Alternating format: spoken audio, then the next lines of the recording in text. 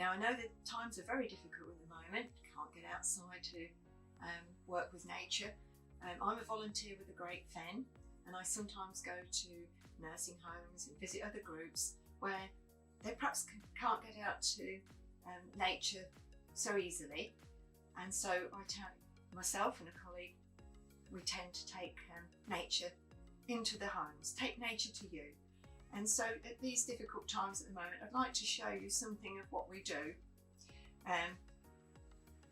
with regards to a nature's palette. This is quite simple and easy to do. All you need is some card. It doesn't have to be any particular card. It can be back of a cereal packet, back of a box. As you can see, this one is, I've commandeered this from my husband, who's a model maker, and I'm using that as a piece of card to use. So we need to make a palette. This is one I've just cut out. So if you can make yourself a template, that's probably the best way to do it, is make a template, fit it onto your card. You need some card that's reasonably stiff. It doesn't have to be any specific expensive card in any way. So once we've got a template, we can just draw around it. It doesn't have to be perfect. There is no need for anything in this to be perfect whatsoever. It's just going to be your palette. You make it the way you want to. And then we need, once we've got the basic shape, we need a thumb hole. So it does look like an artist's palette. So we quickly cut around that, show you how that turns out. As I say, you can make this out of decent card, you can make it out of a cereal packet, anything that comes to handle extremely stiff paper. It doesn't really have to be anything special, as I say, so don't spend the money on it. Use what's available and cut it to suit yourself. As I say, there's no need for perfection. This is your palette. Do it the way you wish. If you got access to a circular cutter to make your hole perfect, fine. If you haven't, just use the old-fashioned way. Make a hole in there and snip round it till you get something that resembles a circle. As I say, it doesn't have to be perfect in any way, shape or form. The idea is to have fun with this and enjoy what you're doing, not to worry about specific shapes. And if you've got a bit of pencil mark there, you can always rub that out. Now we can make these palettes using natural materials, which is what we really want to do.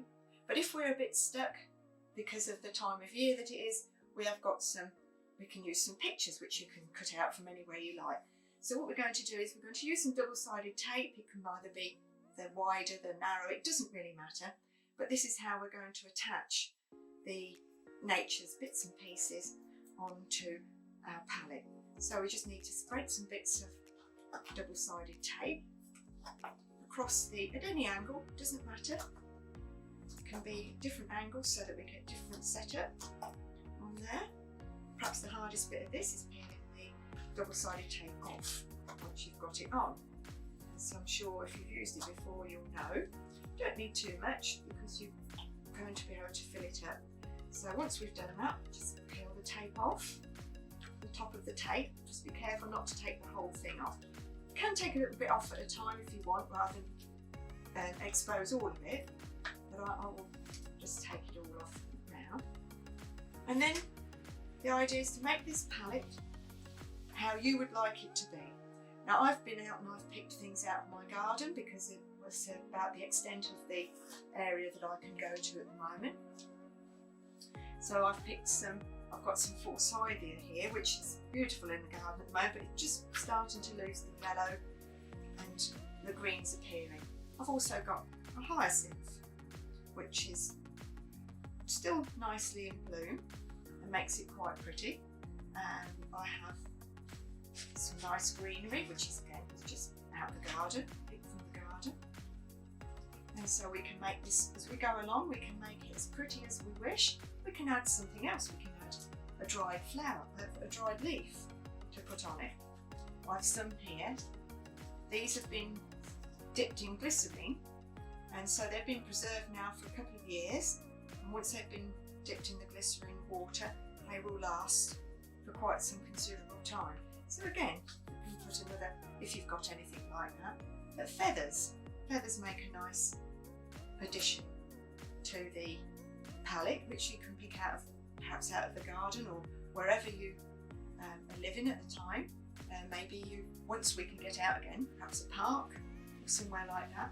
You can even use bits of bark that I've picked up that have fallen off, that I've not been picking them off the trees. They have fallen off by themselves. And again, the double-sided tape will help to hold those on. We can add a flower, another pretty flower. So it's anything that you've got to hand. It doesn't have to be following anything that I'm doing.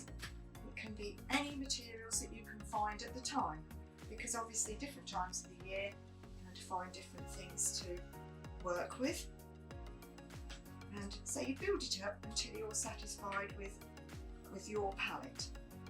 And you can always add a bit more double-sided tape if you wish, if you feel you haven't quite got enough on there. I've even got some little wild violets which are out now. Beautiful little flowers, and they do come in abundance in our garden because of the area we live in. And so they too will make a nice little bit of display. Some greenery there with, it has got some buds coming on it. Probably this bit is, yeah, there we go. That one's got more in the way of flower buds on it. So again, that might make a nice addition to the whole thing. And that's just a quick example of how you can do it. Or you could, if you want to add more, add more. If you feel that you've got enough, then stop where you are rather than overdo it and then be disappointed with the result. I've got a nice little snowdrop there. This is one of those snowdrops that grow very tall. They may have a different name, but that's what I call them. And so where we have a palette with natural materials. But I'll show you another one using pictures instead. So that if you can't get out and get anything like that, just to say as well, if you've got any dried flowers, which I dried these some time ago, you can add those as well. They make a nice addition. Again, you're still sticking with nature. I've run out of space on there, so but that's just another example of what you can use. Okay, so if it is difficult to get your natural materials at the moment, then we can always look through magazines. Any sort of magazine, really. Often you'll find there's wildlife in different magazines, but if it could be, it doesn't have to be wildlife, it can be in the form of birds and animals. It can of course be flowers, anything that takes your fancy. And I've got a selection here, quite a selection, because I save these for the various times that I go out to do the nature experiences. But then it's again just some more double-sided tape, and perhaps some of the thicker, the wider tape might be better for that. And so again, all we do is take our palette, put some double-sided tape on, varying the angles so you can vary the angles of your pictures. If you haven't got double-sided tape, you can use glue, but it's not so good for holding on natural materials, but it would be fine for pictures. It will work fine with pictures. So if we again have a little fight with the tape, take that off.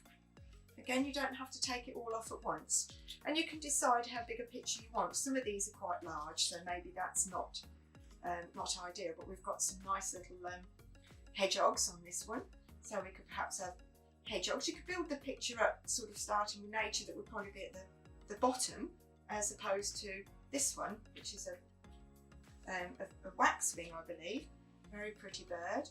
That could be perhaps at the top because it's in the top of a tree. So we could maybe put that one there and then work our way down. And the creatures that might be lower down, put them lower down. Or if you've got pictures of flowers with a bee on it, as I have got one here, I believe, then that could probably be at the bottom. Might even need another bit of tape on there. But we could have get it the right way up, a bumblebee in a flower. The flower would be further down, so we could have that there. And then we could pick maybe another bird, or put the hedgehog further down. I think the hedgehog should be about there, so maybe we'll put a bit more tape down there for the hedgehog, so that we have things in some kind of natural order. Doesn't really matter. The idea is the picture is yours and you have it how you want, whatever makes you happy.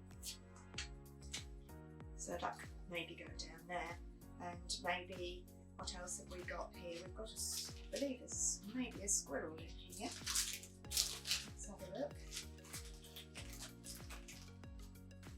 Yes, there's a little squirrel there. So he might be perhaps further up. He might be part way up the tree. And so we could perhaps put him next to the bird there. It really doesn't matter. And we've got a dragonfly here as well. Now he'd be hovering over a plant maybe, so perhaps somewhere here with the bumblebee. Again, as I say, this is your picture. Make it as you want. It doesn't have to be how I'm doing it in any way, shape or form. It's entirely your decision. A butterfly, maybe a nice butterfly there. And maybe you still want to, if you've got access to some natural feathers, you might want to include some feathers as well to just make a difference to it, change it up. It doesn't matter. As I say, it's entirely your decision as to how you want to make it as colourful as you wish, and putting on whatever takes your fancy at the time, whatever's available, really. That's what it's about, so that you could just have, say, pictures in a. This is just a simple example. I'm sure you could do a much better job than me by doing this, but look out for pictures in various magazines and things. So do have a go. I hope you enjoy it, get a great deal of pleasure from it, and as I say, it can be made out of anything you wish. But take care, keep safe and enjoy it. Bye for now.